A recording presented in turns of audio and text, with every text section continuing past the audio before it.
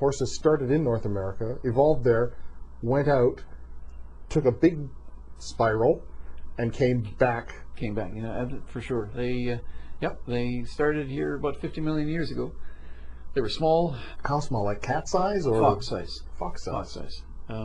That's pretty small. It is pretty small. They had toes on front and back feet. They were leaf browsers rather than grass grazers, which makes a big difference because you need different kind of teeth to graze on the grass. Grass is tough on the teeth.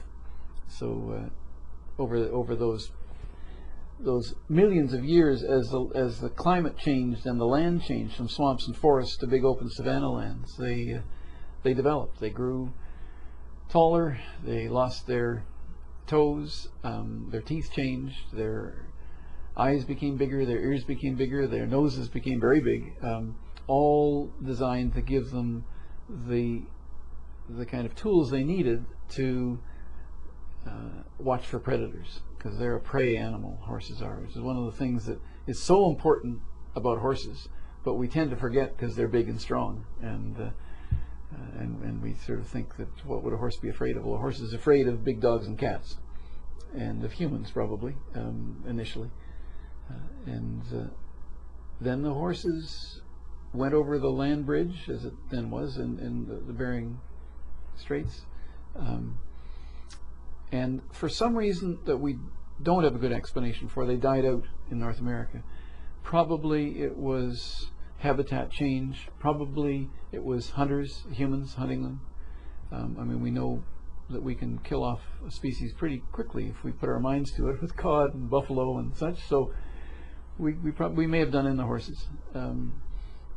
But they then came back with the Spanish in the 15th, 16th, 17th century. I'm still amazed that horses let us sit on, because we're predators. I mean, they could have had the cool idea to put a wolf on their back, and I'm sure they would have been not much more comfortable with the idea, but somehow we've become their friendly predator. So like we're sort of up on them, and we can look out and help them.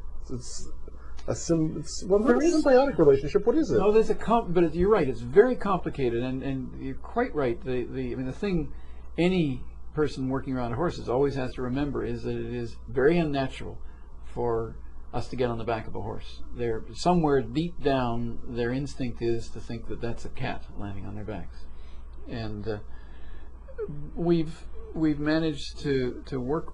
I mean, the thing is, because horses are big and strong and fast, the only way to do that is to find ways of working with them and surrendering in some measure to them, even as they're surrendering to us. And the great horsemen and women through all the generations and in all the cultures have known that. And you go way back. We don't have manuals of horsemanship that go right to the beginning, of course, because there aren't written scripts from many of these cultures. But we do have ones going back about 3,000 years, and they all say much the same thing. You've got to understand the horse, and you've got to realize that there's something unnatural about what we do with horses. Horses also, unlike lots of animals, there's this weird spiritual thing. I mean, some of the first cave paintings, horses. I know. All you have to do is have a teenage girl around, or a preteen girl, to understand there is something. There is, and mystical. We still, you're right. Those cave paintings are the one we know. We know of cave paintings at the Chauvet caves in France that are 35,000 years old. So way back in the time when humans were hunting horses, they still saw something in horses that was spiritual, that was a grace, a beauty, something that went beyond the everyday. And that's with us. It's with our youngsters, but it's with us still in horse calendars of wild horses as well, in that sense. The Mongolian word for horse is tak, which means spirit. So you can see that carries down in lots of places, in lots of languages, but it carries down with us, as I say, in the horse calendars, that every Christmas there are 10 horse calendars for every other kind of calendar there is out there. The book is Horse, How the Horse Has Shaped Civilizations. I've been speaking with the author J. Edward Chamberlain and Horse, published by Knopf Canada.